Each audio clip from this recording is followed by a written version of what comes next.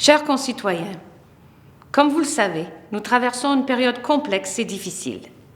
Nous sommes confrontés à un adversaire invisible qui menace notre mode de vie. Il nous affecte d'ailleurs déjà de plein fouet. Une nouvelle réalité s'est installée ici au Canada, et comme partout ailleurs, nous nous adaptons. Heureusement, nos gouvernements ont réagi vigoureusement. Sachez que partout au pays, les décideurs et les dirigeants communautaires se préparent à toute éventualité et surveillent la situation de près.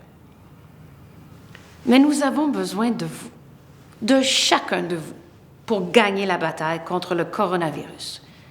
Parce que ce virus ne connaît ni frontières, ni échéancier, ni couleur, ni nationalité. Il s'attaque principalement aux plus vulnérables d'entre nous, mais on le retrouve partout. Pas seulement sur les gens, mais sur les poignées de porte et sur toutes sortes de surfaces. C'est une bête sournoise qu'il ne faut surtout pas sous-estimer.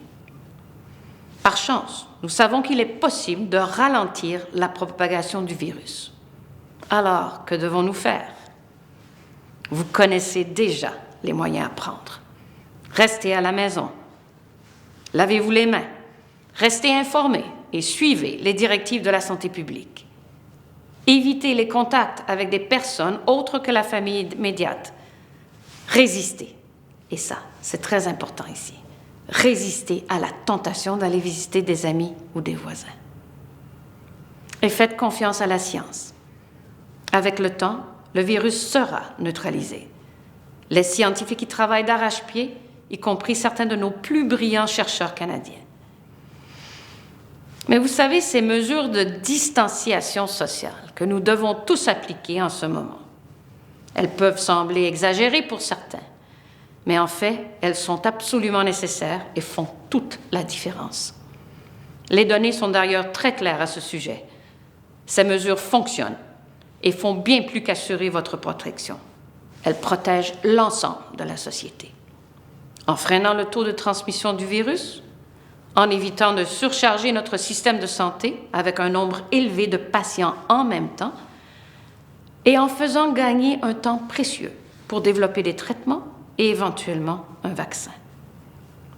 Mais ces mesures ne fonctionnent que si tout le monde les met en pratique. Je sais que je parle au nom de vous tous en exprimant une immense gratitude à tous ceux qui travaillent en première ligne, aux infirmières, aux médecins, aux scientifiques, aux professionnels de la santé, nos anges gardiens.